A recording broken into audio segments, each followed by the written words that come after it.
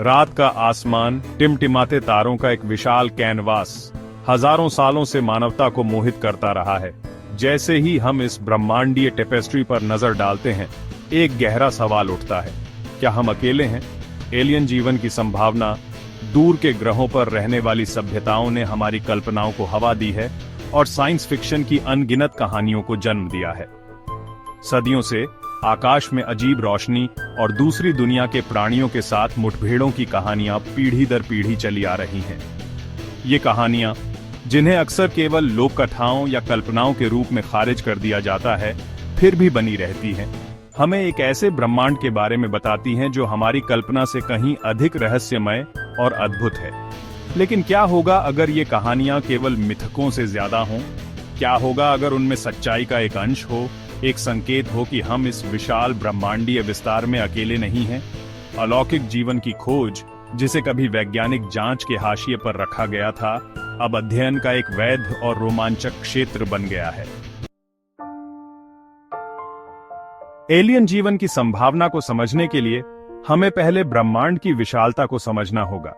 हमारा सूर्य एक अकेला सा दिखने वाला तारा अरबों खरबों में से एक है, जो हमारी आकाश गंगा मिल्की वे को आबाद करता है, और मिल्की वे स्वयं खरबों आकाश गंगाओं में से एक है जो देखने योग्य ब्रह्मांड में मौजूद हैं।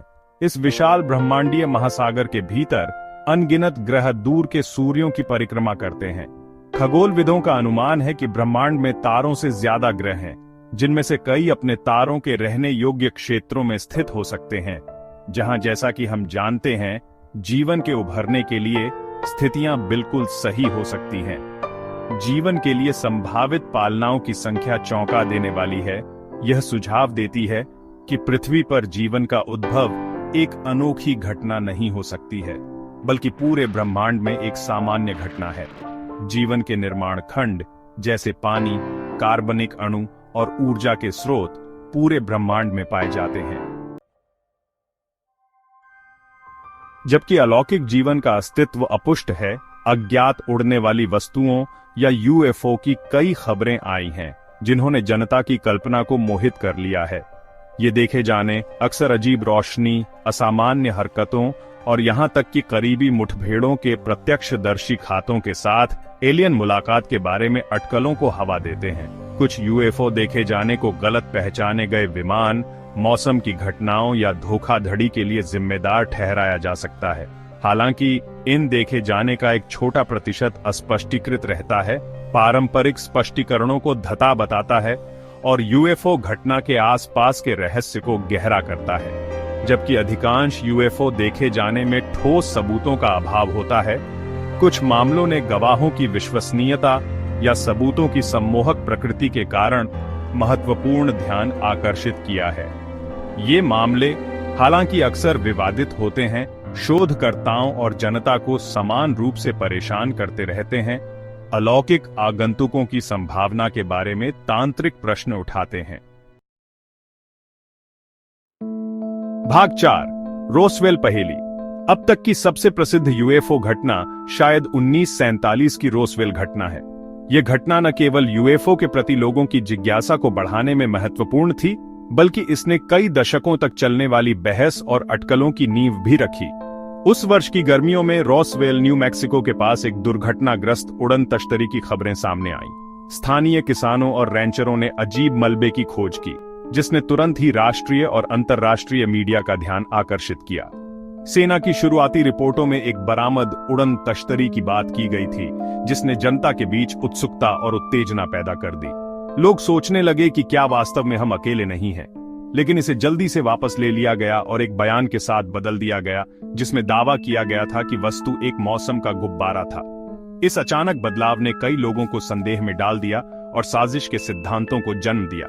रोसवेल हादसे ने साजिश के सिद्धांतों की एक लहर पैदा कर दी, जिसमें यह दावा किया गया कि सरकार ने एक एलियन अंतरिक्ष यान बरामद किया था और सच्चाई को छुपा रही थी। इसने यूएफओ के प्रति लोगों की रुचि को और भी बढ़ा दिया।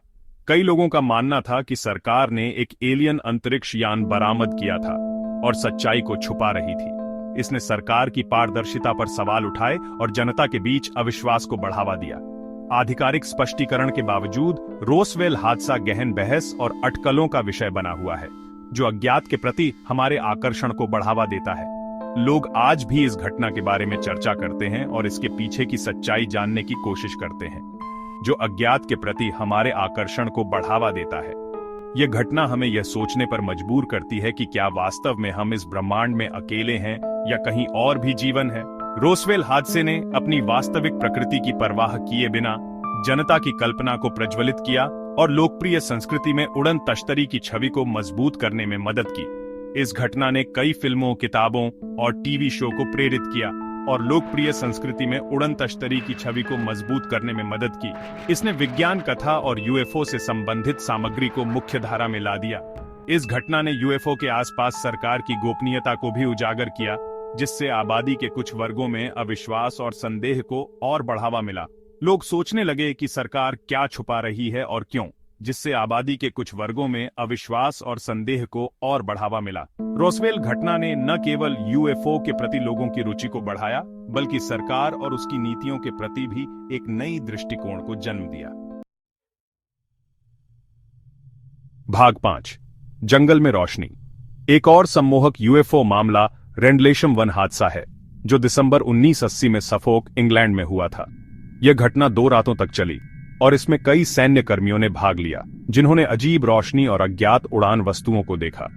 आरएफ वुडब्रिज में तैनात अमेरिकी वायुसेना के कर्मियों ने पास के रेंडलेशम 1 में अजीब रोशनी देखने की सूचना दी।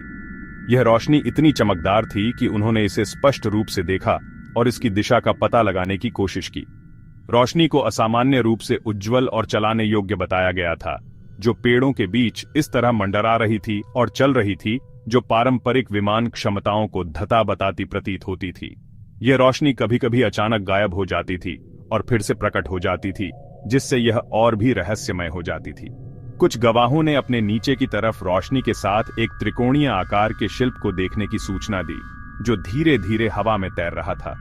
यह शिल्प बिना किसी आवाज के चल रहा था, जो इसे और भी अजीब बनाता था, जबकि अन्य ने लापता समय या विचलित होने की भावनाओं का अनुभव करने का दावा किया। कुछ गवाहों ने कहा कि उन्हें ऐसा लगा जैसे समय रुक गया हो और वे कुछ समय के लिए अपनी याददाश्त खो बैठे थे। रेंडलेशम 1 हादसा अपने कई गवाहों और विस्तृत खातों के साथ रिकॉर्ड पर सबसे विश्वसनीय यूएफओ देखे जाने में से एक माना जाता है। इस घटना ने यूएफओ शोधकर्ताओं और उत्साही लोगों के बीच व्यापक रुचि और बहस को जन्म दिया है। रोशनी को पास के लाइट हाउस और सैन्य विमान के लिए जिम्मेदार ठहराते हुए आधिकारिक जांच और स्पष्टीकरण के बावजूद कई सवाल अनुत्तरित हैं। कुछ लोगों का मानना है कि यह स्पष्टीकरण पर्याप्त नहीं है और घटना के पीछे कुछ और हो सकता है। रेंडलेशम 1 हादसा बहस और जांच का विषय बना हुआ है और इस पर कई किताबें और डॉक्यूमेंट्री बनाई गई हैं।